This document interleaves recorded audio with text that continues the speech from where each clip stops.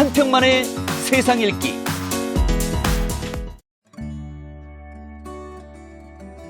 여러분 안녕하세요. 한반도 평화만들기 재단 한반도 포럼에서 한반도와 국제정세에 관련해서 지난해부터 온라인 대담을 진행해 오고 있습니다. 사실 그 코로나19가 전 세계적으로 확산된 이후에 직접 대면하는 세미나가 거의 할 수 없기 때문에 그 대안으로서 온라인 세미나 또는 대담을 하는데 최근 한반도와 또 주변 국가 그리고 세계의 움직임을 주도하는 미국, 중국 등에서 국내 정치적으로 정권 교체 등도 있었고 한국도 내년 3월이면은 차기 대통령을 선거하게 되죠. 그래서 한국 사회에서도 본격적인 대선 국면으로 접어들었습니다. 일본에서는 얼마 전에 기시다 정권이 출범을 했죠. 또 중국에서는 시진핑 국가주석이 2기가 거의 마무리 되어 가면서 3기 준비를 위한 중국 공산당 제19기 중앙위 6차 전체 회의를 거쳐서 뭐 짧게 얘기하면 이른바 역사교류라는 것도 통과시켰고 또 제20차 전국 대표대회 수집 안건도 통과시켰죠. 뭐 한마디로 얘기를 하면은 시진핑 국가주석 체제의 3기를 준비하는 그런 대대적인 행사였다라고 볼 수 있는데 최근 몇 년 동안 그 한반도와 한반도를 중심으로 한 동북아 또 인도 태평양 지역과 연관을 해서 미국과 중국 사이의 전략적 경쟁 문제가 뭐 우리 사회에서는 물론 국제적으로 굉장히 정책 전문가들은 물론 학자 또 직접 정치를 담당하는 사람들 사이에 가장 중요한 국제정치 화두가 되어 왔습니다. 따라서 오늘 바이든 정부가 출범한 지 근 10개월, 뭐 1년 다 되어가고 있고 앞서 말씀드린 것처럼 시진핑 중국 공산당 체제는 1인 중심의 권력을 집중화시키면서 또 3기 체제를 준비하는 그런 과정이 있는데 다시 한번 한반도 정세에 가장 그 중요한 영향을 미친다고 볼 수 있는 미중 전략 경쟁 관계와 그것을 중심으로 한반도 문제를 오늘 한번 심층적으로 다뤄보도록 하겠습니다. 오늘 큰 주제는 21세기 미중 경쟁의 지정학과 한반도입니다. 사실 지정학이라는 용어가 19세기, 20세기에 한참 국제적으로 많이 활용되었습니다만은 21세기에 들어서도 다시 한번 이 지정학의 새로운 각성의 시대라고 할까요? 특히 한반도 우리 입장에서는 세계 1위 경제 국가인 미국 또 한미 동맹을 70년 이상 유지하고 있고요. 또 세계 2위 경제 대국으로 성장한 중국 바로 이웃하고 있죠. 그래서 한반도의 가장 중요한 두 역량 국가라고 할 수 있죠. 뭐 세계 200여 개의 국가들이 있습니다만은 뭐 다른 말로 표현을 하면은 세계 1위 국가와 2위 국가라고 할 수 있는데 한국은 세계 10위권의 경제력을 갖고 있는 막강한 국가입니다. 그렇지만은 바로 1위 국가와 2위 국가를 이웃에 두고 있다라는 점에서 늘 우리 관심사가 되어 있는데 오늘은 그 문제와 관련해서 우리 학계에 이론적으로 뿐만이 아니라 정책적으로도 아주 뛰어난 그 엘리트 학자 중의 한 분이신 경희대학교 중국어학과의 주재우 교수님을 모시고 이 주제를 다뤄보도록 하겠습니다. 주재우 교수님은 중국 어학과에 계시지만 거기에서 중국 외교 중국 정치 경제, 특히 미중 관계의 맥락에서 중국을 보고 또 중국의 관점에서 미국도 바라보는, 그러니까 미국, 중국 양자 관계에서 중국을 객관적으로 평가하고 검토하고 말씀해 주실 수 있는 우리 사회 몇 안 되는 그런 전문가이십니다. 오늘 주재우 교수님을 모시고 아주 심층적인 얘기를 들어보도록 하겠습니다. 주 교수님, 어서 오십시오. 오랜만입니다. 예, 그러니까 오래간만입니다. 제가 좀 사회자로서 모두가 좀 길어지긴 했습니다만은 제가 말씀드리는 과정에서 주 교수님께서 우선 전반적으로 먼저 말씀해 주셔야 할 사항을 제가 모두에 미리 말씀드린 것 같은데, 앞서 말씀드린 것처럼 바이든 정부 출범 한 10개월 됐죠. 그리고 바이든 정부가 아주 역대 다른 정부보다는 굉장히 속도 빠른 그런 국가 안보 전략이라든가 또는 또 대북 정책이라든가 또 지난 11월 29일 날 글로벌 포스처 리뷰, 우리말로 하면은 해외 주둔 미군 배치 검토 보고서라고 하는 그런 보고서를 냈죠. 그래서 지난 올 초에 상반기죠. 상반기에 잠정적인 국가안보 전략 지침서를 내고 또 한국의 입장에서 가장 관심사인 대북 정책 또 골간을 갖다가 발표를 했죠.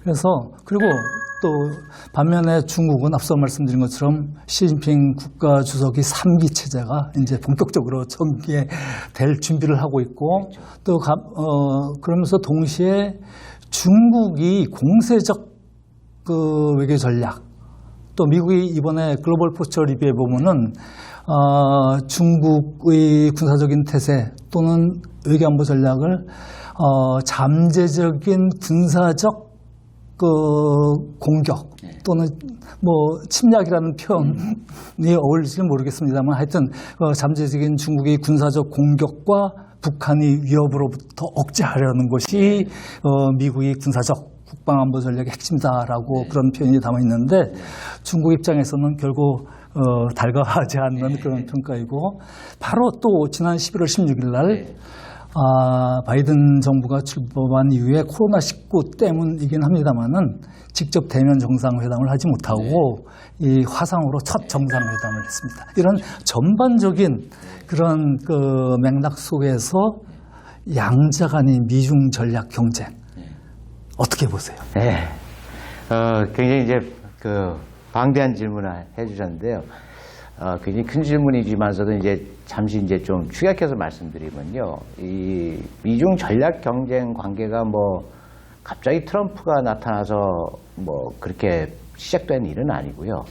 또 바이든이 개성을 했다고 해서 또 이게 또 상승되거나 승화될 그거는 좀 더 지켜봐야 되겠지만서도 꼭 이 두 정부 때 이제 이게 생겨난 일은 아닙니다. 그러니까는 이게 어느 정도 정말로 발단이 있고 그 다음에 이게 미국과 중국같이 큰 두 나라가 갑자기 하루아침에 전략 경제 관계를 돌아서겠다고 해야지 돌아서는 건 아니거든요. 그러니까 이제 티끌모아 태산처럼 하여튼 모든 이제 소소한 일들이 다 이제 이렇게 빌드업이 돼가지고 결국에는 이게 이제 전략 경제 관계로 분출이 됐는데요. 그래서 저는 이제 이 문제를 최근 들어서 이제 보게 되면은 아무래도 미국이 이렇게 중국에 대해서 강하게 나가는 데는 이제 초당적인 지지를 이제 미국 국내 사회에서 받고 있는데요. 그럼 이 초당적인 지지가 이게 연유가 어떻게 되는지 우리가 그거부터 알아야 될 것 같아요. 그러니까는 그래서 저는 이제 21세기 초까지 이 문제를 거슬러 올라가는데요.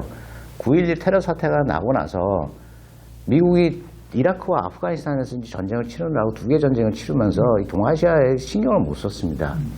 그래서 그 신경을 못 썼다는 방증은 2010년도에 이제 아시아로의 회기 정책을 이제 채택하면서 거기서 드러났고요. 그래서 2010년까지 이 10년 기간 동안 중국은 진짜 거침없이 부상했어요.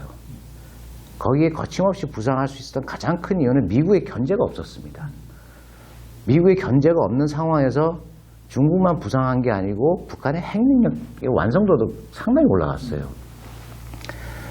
근데 이제 그 중국의 부상이 어떻게 해서 그렇게 거침없이 일어날 수 있었냐면은 중국도 이제 이게 역사의 아이러니인데요. 2002년도 하반기에 후진타오를 이제 중국 공산당이 총서기로 선출하면서요. 그때 16차 당대회에서 앞으로 이제 시기는 중국한테는 이게 전략적 기회라고 이제 그렇게 명명했어요.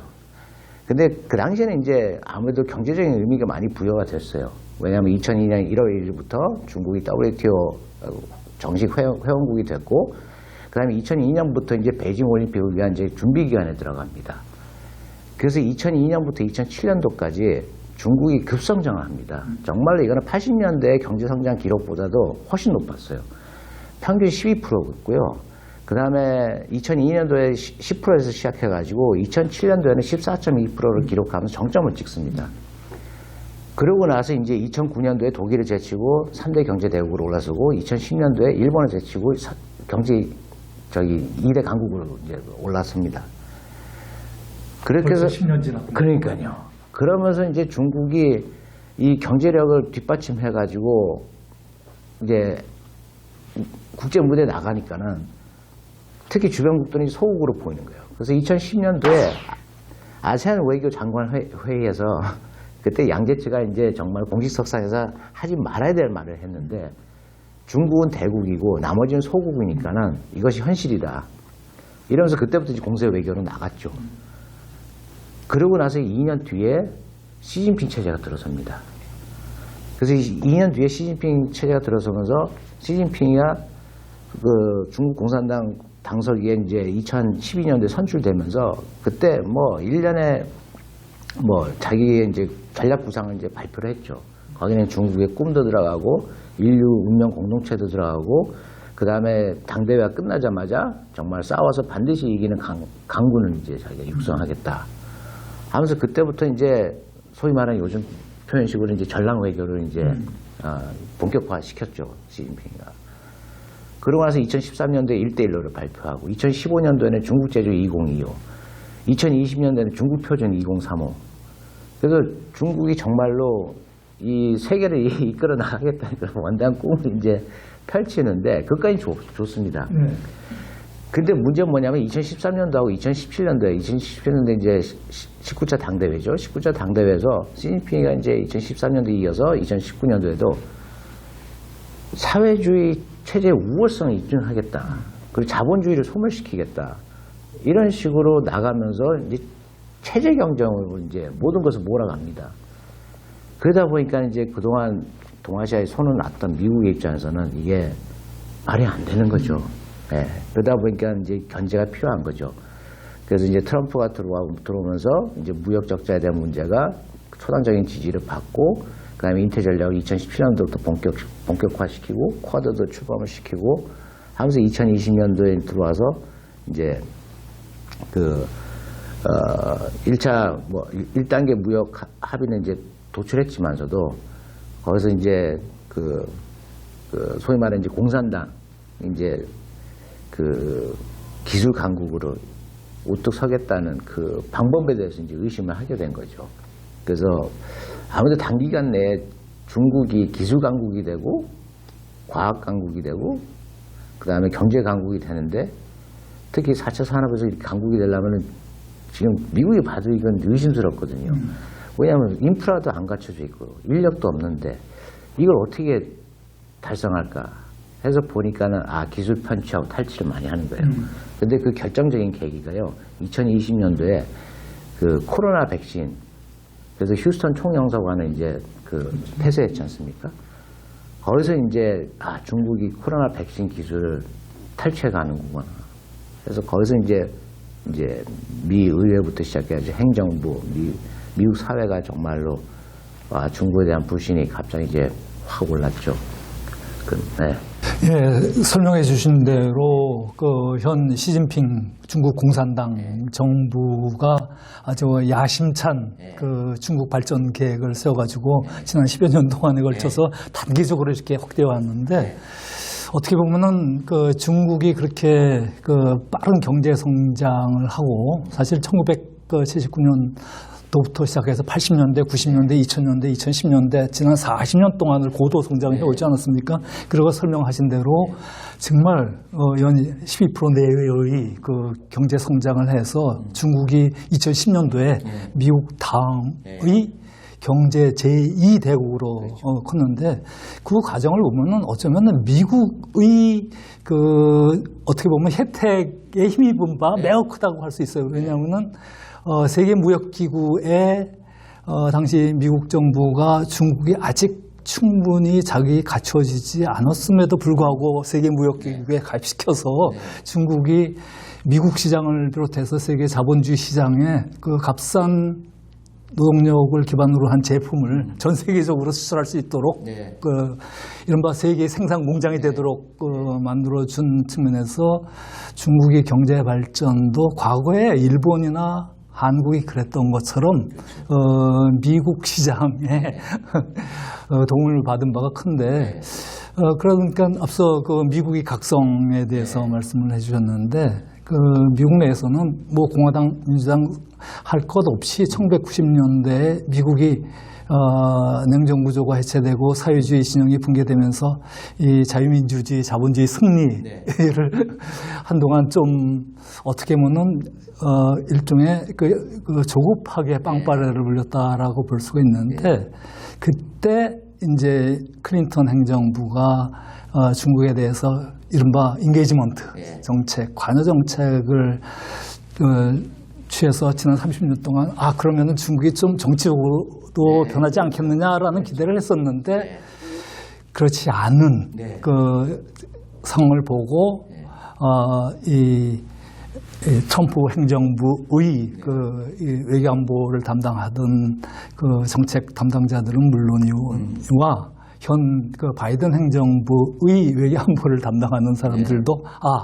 우리가 잘못 판단했다라는 각성을 했는데 되게 그 미중 전략 경쟁을 보면은 그 미국 내에서는 좀 한 세 부류가 있는 것 같아요. 그러니까 하나는 이 중국 믿지 못하겠다.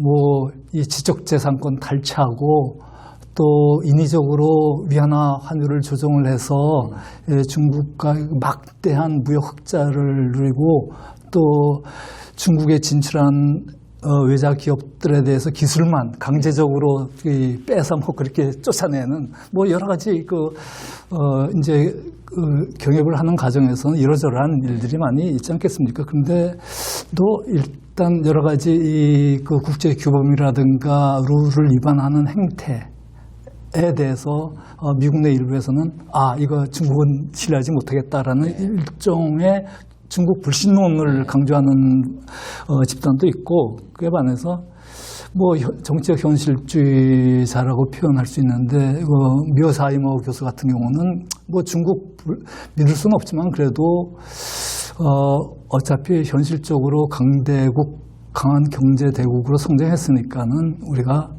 중국을 좀 같이 경쟁하면서 일종의 미국의 여기에 균형자로서의 좀 역할을 해야 되지 않겠느냐 하는 또 부류가 있고 또 바이든 행정부가 뭐 중국과의 공정한 경쟁을 얘기를 하고 있습니다만은 뭐 이 상호 이 공정한 경쟁 그 경쟁적 상호 의존을 하자라는 그런 부류들도 있는 것 같은데 우리가 2010년대 중국이 굉장히 고도 성장을 하면서 한동안 중국이 조만간 미국을 여러 가지 측면에서 다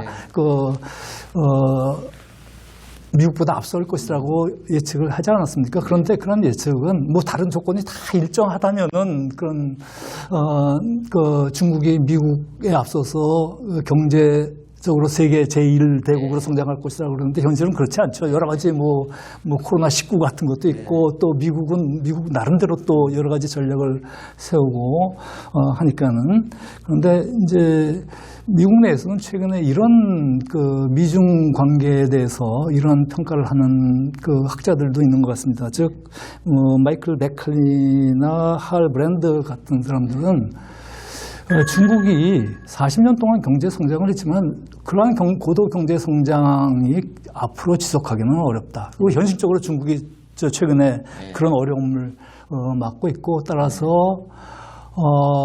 중국은 이제는 이 정점에 올라서 쇠퇴하는 일만 남아있다. 또 그동안 기존의 전통적 컨벤셔널 위섬은 중국은 계속해서 성장할 것이다 그러는데 반드시 중국은 그렇지는 않을 것이다. 그러니까 우리 역사 발전, 경제 발전사를 보면은 한 나라가 10% 내외의 경제 성장을 40년, 50년 뭐 이렇게 할 수가 없지 않습니까? 일정한 경제 수준에 오르면 중진부 감정에 빠지기도 하고 한국도 마찬가지지 않습니까? 그래서 그러한 주장을 하는 학자들도 있는데 그렇기 때문에 오히려 미중 전략 경쟁 속에서 중국이 정점에 오른 상태에서 앞으로 문제가 발생하고 그것을 중국 나름대로 극복하기 위해서 더 갈등이 발생할 수 있다라고 주장하는 전문가들도 있는데 어떻게 보세요? 예, 저도 그 논문을 읽어봤지만서도 그 사례가 설득력이 있는 게 없어요. 예, 저희가 뭐 정말로 식민주의 시기 때부터 거슬러 올라가고 뭐 산업혁명 시기 때부터 보게 되면요. 그렇게 정점을 찍었다고 내려온다고 하지 그렇게 뭐 큰 문제가 발생하는 적은 거의 없었거든요. 그리고 특히 경제 위기 같은 경우는 통화 위기에서 이제 발족이 됐거든요. 그러니까 18세기, 19세기 보게 되면은 세계가 정말 통화 위기를 한 몇 번 거쳐요. 그러면서 이제 뭐 유럽에서는 한 30년 정도의 뭐 디프레션이 생겼고 뭐 미국도 한 10년 동안 디프레션을 겪으면서 그다음 이제 또 극복을 먼저 하게 되죠, 미국이. 근데 그 통화 위기가 이제 근본 위에서 그러니까 이제 뭐 이제 실버 화폐 체계에서 이제 금으로 넘어갈 때 이제 그때 이제 겪었었고 그다음에 이제 뭐 그 과정에서 이제 뭐 은혜 화폐 체계도 뭐 이게 멕시코 실버냐 스페인 실버냐 뭐 하면서 거기서 이제 또 전이가 일어날 때 이제 또 이제 그렇게 해서 또 경제 위기를 또 겪었거든요. 그래서 정점을 찍고서 내려올 때는 뭐 1차 세계대전 영국 같은 케이스를 보게 되더라도 영국이 쇠락했기 때문에 이게 전쟁이 일어났던 건 아니거든요. 네. 대신에 이제 영국이 쇠락보다는 독일이 아주 정점에 올라서 독일이 이제 문제가 발생하게 되니까 그것을 극복하기 위해서 이제 영국을. 근데 이 논문은 뭐냐면은 정점을 찍고 이제 쇠락하기 시작할 때 자기네가 뭐 달성하지 못했던 목표를 뭐 강압적으로 해가지고 뭐 유지를 하겠다고 해서 뭐 먼저 친다고 하는데 영국도 그러지는 않았거든요. 예. 그러니까 2차 세계대전 마찬가지고요. 그래서 뭐 영국의 쇠락이 뭐 20세기 초부터 이루어졌다고 하지만서도 뭐 그게 뭐 쇠락한다고 그래가지고 그게 뭐 영국의 무력 동원의 뭐 근본적인 원인을 작동하고 뭐 그러지는 않았거든요. 그래서 저는 그 논문을 보면서 좀 아리까리는 했어요. 예. 그래서 이제 이번에 중국 같은 경우도 마찬가지지만서도 그래서 중국이 이런 거에 대비를 좀 하고 있는 것 같아요. 그래서 이제 2020년도에 이제 중국 표준 2035를 발표하면서 또 뭐를 발표를 했냐면은 자기는 이제 앞으로 미래 발전 전략을 쌍순환 전략으로 했거든요. 그래서 자기네는 어떻게 보면 이게 고립주의의 의미를 좀 가지고 있는데요. 자기네는 15억의 시장을 가지고 살아나갈 수 있다는 거예요. 예. 그러면서 이제 대외 의존도는 좀 줄이겠다는데 그 대외 의존도는 이제 지금 상황에서 보게 되면은 어떻게 보면 설득력이 없거든요. 왜냐하면 뭐 중국도 정말로 뭐 많은 분야에서 해외 의존도가 굉장히 높죠. 이번 반도체 사태부터 시작해가지고 뭐 석탄 사태 때 보게 되면 그런데 그래서 그 돌파구를 우주 전략으로 이제 극복을 하려는 거죠. 우주 전략에서 이제 우주 산업의 발전을 이제 찾으려고 그러는데 그래서 지금 미국하고 중국 간에 이제 우주 경쟁을 벌이고 있는 게 이 궁극적인 목표는 우주에 있는 자원 획득이거든요. 그래서 희귀 원소부터 시작해서 히토류가 우주에 굉장히 많기 때문에 여기서 이제 자기네들이 선점을 잡고 그다음에 거기서 이제 해외 의존도를 줄여나가면서 이제 우주에서 이제 이걸 충당하려고 그런 이제 전략을 가지고 움직이는 것 같습니다. 그래서 쌍순환 전략의 발표도 우리가 좀 유의미하게 봐야 될 것 같습니다. 네. 뭐 국제정치 산하 또 국제관계론 이렇게 보면 우리 과거의 역사적 경험을 일종의 증거로 삼기는 하죠. 그렇다고 과거가 오늘날에 그대로 반영되는 건 아니니까요. 근데 앞서 말씀하신 그런 과정에서 이제 독일이 이 경우인데 뭐 중국은 과거의 독일이랑 달라서 또 이 시장이 워낙 국내 시장이 넓으니까는 뭐 나름대로 또 이 해결하는 방안을 모색하기도 하겠죠. 근데 또 우리 자유민주주의 세계에 사는 사람들의 입장에서 보면 중국이 그러면서 너무 권위주의적으로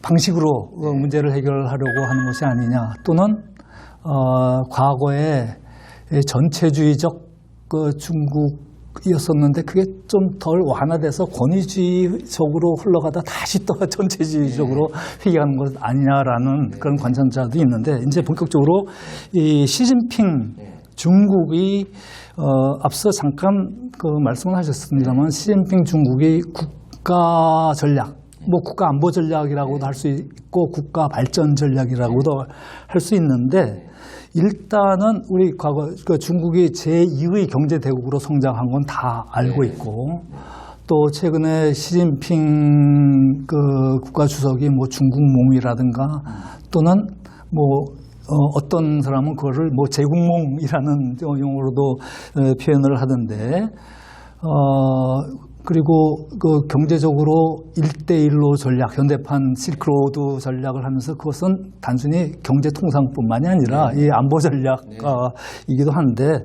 그런 그 야심찬 전략을 추진해오고 있는데, 그런데 최근에 세계 곳곳에서 문제가 발생하고 있고, 또 그런 과정에서 이 반중 정서가 세계 곳곳에서 이게 확산되고 있죠.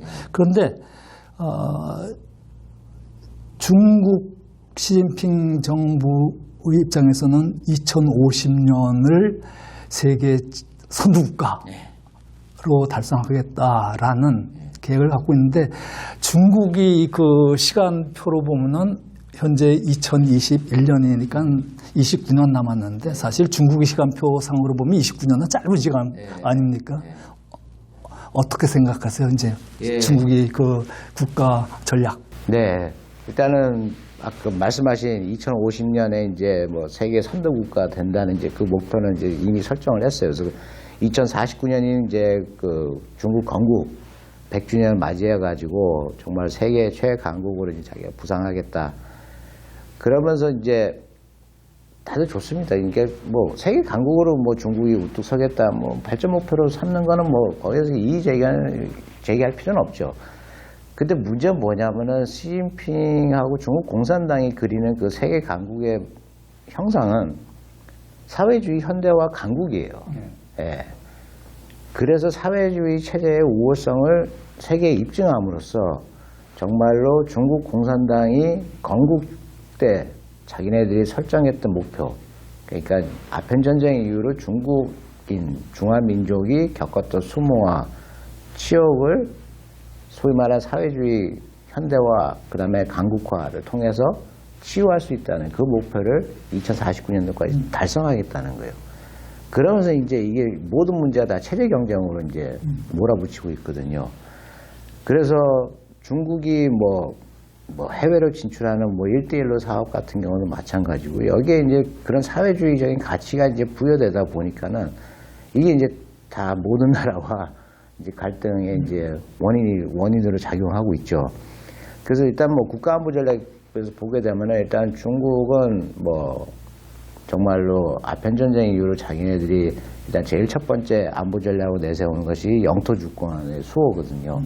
그래서 거기는 이제 대만 문제뿐만 아니고 오늘날 이제 불거지고 있는 뭐 남중국해, 동중국해, 그 다음에 뭐 일도련선 내에 이제 영해까지 그 모든 문제가 다 포함이 되어 있고요. 그래서 이것이 이제 확고하게 이제 그 자기네들이 자리매김을 하고 나서 그 다음에 해외에 있는 자국의 이익을 자신이 스스로 보호하겠다. 이제 미국에 의존하지 않고, 그래서 뭐 해외 에너지 시장에서 자기네들이 수입하는 뭐 에너지 자원의 이제 수송부터 시작해 자기네들이 스스로 책임을 지겠다. 그래서 그 의미에서 이제 1대1로 사업이 추진이 된 거죠.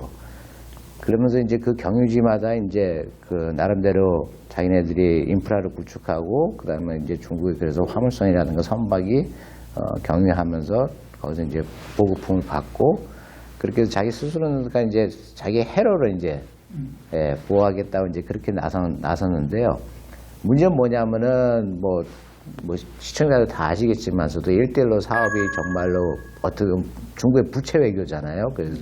그래서 그 1대1로 사업의 이제 협력 파트너 국가들이 이제 감당하지 못할 정도로 빚을 져가지고 파산을 신청하게 되면은 그거를 이제 중국이 자기네들이 빼갖고 그 다음에 거기를 이제 군사기지화를 한 거죠.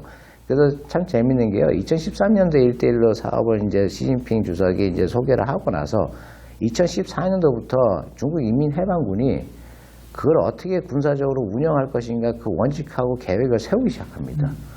그래서 공개적인 토론을 하고 그게 이제 다 중국 언론에서 다 보도가 됐고 그다음에 2015년에는 이제 한 회의에서 이제 시진핑이가 이제 직접 그 회의를 주관하죠. 그러면서 거기에 대한 이제 모든 원칙을 이제 다 세웠죠. 그래서 이제 하나의 원칙은 이제 가령 예를 들자면 자기네들은 이제 또 합리화를 해야 되잖아요. 정당화하면서 이제 우리는 미국이랑 다르다. 미국과의 차별성을 이제 설명을 하는데 미국은 정말 해외 주둔군을 갖고 있고 그다음에 거의 이제 상당 기간 오랫동안 장기간 동안 주둔하고 그다음에 북박이 쪽으로 이제 지금 그 유지하고 있잖아요. 근데 중국은 안 그렇다. 중국은 일시적으로 제한된 시간에만 군을 배치를 하고 훈련만 하고 그 다음에 떠나고 그 다음에 이제 소위 말하는 주둔 지역, 주둔군 국가가 이제 중국군의 도움이 필요할 때 자기네는 파견하겠다. 뭐 이런 식으로 좀 차별화를 시켰어요. 그래서 이제 그런 맥락에서 보게 되면 이제 군사기지화를 하겠다는 이제 그 의도가 이제 역력하게 드러나고요. 그다음에 장기적으로 보게 되면 이제 이 지구상에서는 자기네들이 이제 1대1로 통해서 원거리까지 이제 자기네들이 방어망을 치겠다고 이제 그렇게 했고, 그 다음에 이제 마지막에 이제 종착점은 사이버 공간하고 우주 공간입니다. 그래서 그게 이제 2017년도 19차 당대회에서 또 이제 그렇게 그런 의도가 또 피력이 됐었고요. 예.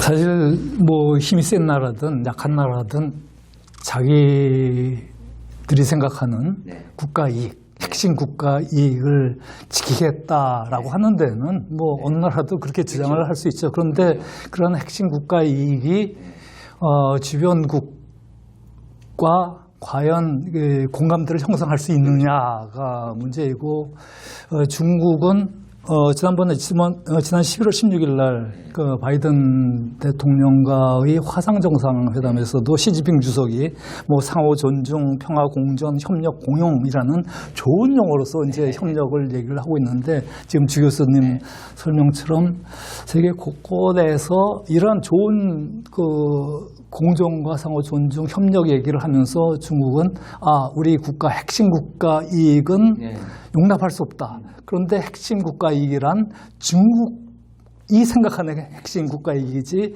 그것이 주변 국가가 그 당신 국가의 핵심 국가 이익을 우리가 수용할 수 있어 라고 할 수가 없는 경우가 많기 때문에 문제가 발생을 하는데, 최근에 앞서 주 교수께서 말씀하시는 과정에서 중국이 사회주의 강국, 그리고 그 사회주의 강국을 기반으로 한 국제적 룰, 제도를 새로 만들어 나가겠다라고 한다면은 지금 중국이 이처럼 막강한 경제력을 갖게 된 자유주의 국제 질서 시장 경제 체제의 룰을 바꾸겠다라는 그 말로 저는 들리거든요. 그래서 많은 나라들이 특히 한국 입장에서는 그러한 중국의 공언은 상당히 위협적으로 들릴 수도 있다라는 그 생각이고, 그런 관점에서 이제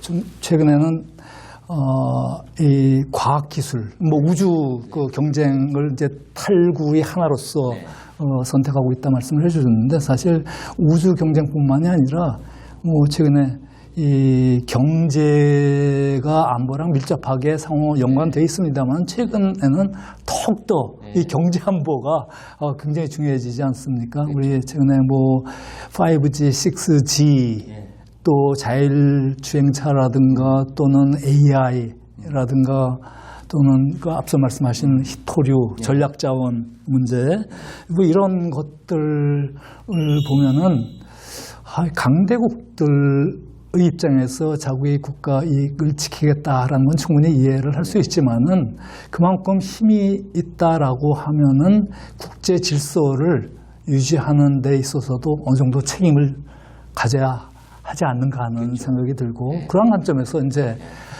보다 이게 한반도와 아시아 태평양 지역 또는 인도 태평양 지역 우리 전통적인 그 아태 지역을 중심으로 중국 시진핑 정부의 외교 정책, 뭐 한반도가 당연히 포함되겠죠. 그 외교 정책의 최근 흐름은 어떻게 보세요? 네, 일단은 지금 뭐 말씀하셨다시피 박사님께서 말씀하셨다시피 지금 이제 세계가 중국의 그러한 이제 국제 질서의 변혁 의도 뭐 정말로 변화를 이끌어내고 싶은 그런 의도가 있느냐 없느냐 거기에 대해서는 이제 그 질문들을 상당히 많이 하는데요. 일단 기본적으로 그냥 역사적으로 전통적으로 보게 되면은 일단 우리가 그 문제를 접근하는 데 있어서 중국이 구상하는 세계관은 어디까지냐.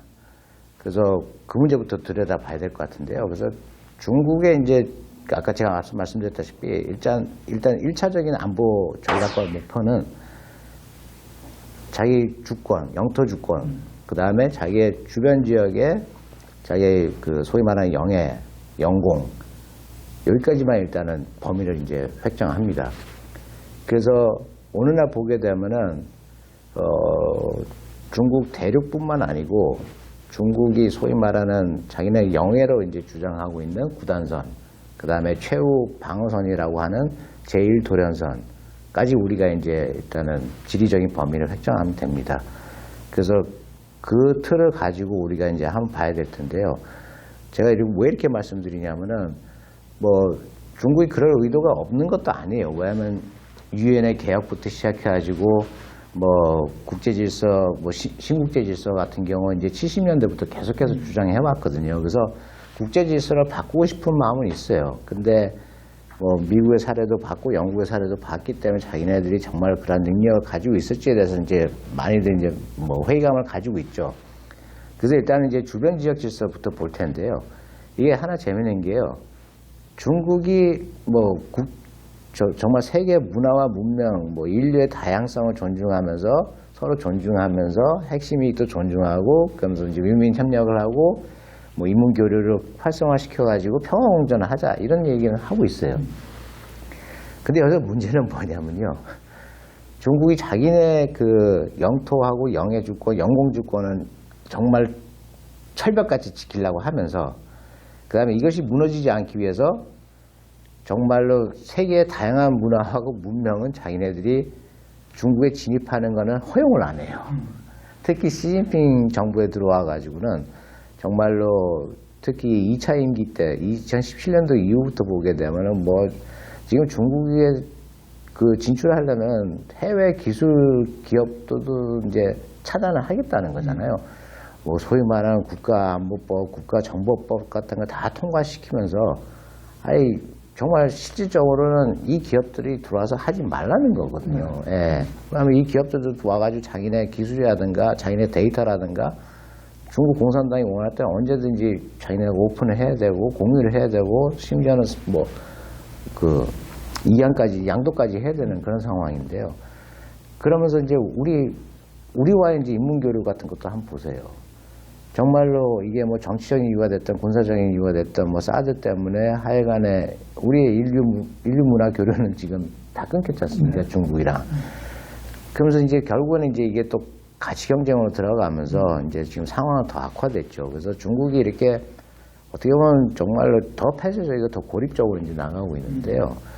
이러면서 이제 뭐 세계 질서나 뭐 지역 질서를 지금 뭐 중국이 변화시킬 수 있다. 뭐 그걸 운운하는 건 아직까지 시기상종 같아요. 그러니까는 중국이 우리와 가치를 다르게 하고 있기 때문에 이 소위 말하는 국제질서라든가 지역질서의 가장 기본적이고 기초가 되는 것이 가치에 기반한 것인데요. 근데 우리가 가치가 다르고 그다음에 중국이 자기네 가치를 우리한테 어필을 할 수 있는 것이 무엇일까요? 지금 중국도 자기네 외교에 가치가 없다고 이제 그 문제의 심각성을 알고 나름대로 가치를 이제 만들어내려고 사회주의 핵심 가치 16개를 이제 시진핑 시기에 이제 발표를 했는데요. 그게 16개를 보게 되면 뭐 우리나라 옛날에 저기 정말 새마을 운동할 때처럼 뭐 충효사상 근검절약 뭐 이런 건데 아주 다 좋은 용어더라고요. 그렇죠. 네. 근데 그게 우리한테 가치로 이게 어필이 됩니까? 아니잖아요. 거기에 보면 뭐 평화도 있고 민주도 있고 그렇죠. 어떤 저 상호 협력도 있고 그렇죠. 공용도 있고 하여튼 좋은 맞습니다. 용어는 다 들어가 있던데 그 6개를 이제 100가지씩을 나열을 했는데 우리한테는 뭐 정말로 우리와 세계가 공유하는 가치는 정말 인권, 자유, 민주주의지 않습니까? 근데 그게 이제 확고하게 지금 자리매김하고 있는 상황에서 중국의 가치가 뭐 어떠한 것이 나오든 이것을 정말 초월해가지고 우리가 그걸 수용할 수 있을 정도의 그런 가치가 나올 수 있을까? 거기에 대해서 저는 굉장히 회의적입니다. 그렇기 때문에 중국이 주도하는 뭐 주변 질서라든가 국제 질서는 정말로 생성되기 어려울 것 같습니다. 그래서 제가 보기에 재미나는 것은 앞서 그 말씀하시는 과정에서 지적을 하셨습니다마는 형식적으로 법제화라는 과정을 통해서 실질적으로는 중국 국민을 옥죄고 또 외국인들이 중국에 들어갔을 때 그들의 활동을 옥죄고 자유를 억제하고 하는 또 뭐 대표적으로 뭐 홍콩 관련한 입법 사례가 뭐 여러분들 다 그 뉴스 보도를 통해서 아시겠습니다만은 그 형식적인 입법화 과정을 통해서 사실은 독재, 권위주의, 전체주의화하는 그런 과정을 그 사례를 볼 수 있는데 그런 점에서 대외 외교 정책에 있어서도 상당히 그 억압적이고 공격적인 외교를 최근에 전개해온 것을 보면은 과연 주변국들이 그런 것을 수용할 수 있을까? 그렇기 때문에 국제적으로 중국에 대한 이 감이 뭐 1990년대, 2000년대 초반만 해도 상당히 높았었는데 지금은 세계 주요 국가들에서 한 75% 내외로 중국의 반감을 갖고 있는 그런 여론조사를 볼 수가 있는데 그런 점에서 뭐 중국 시진핑 정부로서는 뭐 나름대로 하겠다 그러겠지만 글쎄요 그것을 관찰하는 입장에서 보면은 과연 그런 것들이 용어가 담고 있는 내용이 상당히 괴리가 있기 때문에 상당히 이해하기 어렵다라고 말씀드릴 수가 있고. 이제 미중 전략 경쟁의 상황에서는 그렇다면 중국이 그렇게 해놓은데 바이든 행정부는 또 바이든 행정부에서 뭐 제이크 설리반 국가안보보좌관이라든가 또 블링컨 국무장관이라든가 다 그 중국과 깊은 경험이 있는 그 정책 결정자들인데 또 백악관의 그 인도 태평양 조정관의 역할을 맡고 있는 커트 캠벨 같은 경우도 보면은 앞서 미중 전략 경쟁과 관련해서 이 협력적 경쟁, 공정한 경쟁, 룰에 기반한 경쟁이 필요하다라고 강조를 하고 있는 인물들 아닙니까? 그러면서 바이든 대통령도 공정하고 개방된 인도 태평양 지역을 위해서 공정한 경쟁을 하자. 전략 경쟁을 하자라고 얘기를 하고 있죠. 그러니까 어떻게 보세요? 주 교수님은 그 바이든 행정부의 중국에 대한 전략 지난 한 근 1년 됐는데. 그 말씀하신 그 공정한 경쟁 이제 그 정말로 바이든 행정부가 대중국 정책의 기조로 삼았지 않습니까? 거기서 핵심 단어는 공정입니다. 그러니까 뭐 우리 대선도 지금 공정과 정의라고 이제 얘기를 하지만서도 지금 이게 그 바이든 행정부가 트럼프 정부의 대중국 정책을 계승했다는 그 의미가 바로 이 공정적인 부분을 계승한 거거든요. 그러니까 트럼프 행정부도 그냥 차이나 배싱을 하고 뭐 무역 적자의 문제를 뭐 흑자로 돌리기 위해서 뭐 압박을 하고 그게 아니고 트럼프 행정부도 키워드는 이 공정 문제였습니다. 그러니까는 중국의 무역 행위를 보게 되면은 정말로 불공정하고 불공평하게 지금 거래 행위를 해왔다 해가지고 그거를 이제 그 문제 삼았고요. 그다음에 더 나아가서 이제 공세적이고 공격적인 외교 행위를 하다 보니까는 이제 미국이 거기서 이제 소위 말하는 이 공정 문제 때문에 결국에는 이제 중국 공산당의 대외적인 행위를 이제 교정시키겠다 이런 의미에서 지금 압박 정책을 지금 구사하는 거거든요. 그래서 거기에서는 이제 뭐냐면은 그 기술 편취하고 아까 기술 탈취 문제도 얘기했지만서도 그게 다 불법적이고 그다음에 그 정말로 비합법적인 이제 방식을 통해서 이제 이루어지고 있기 때문에 이 문제를 이제 바로 잡아야 되겠다.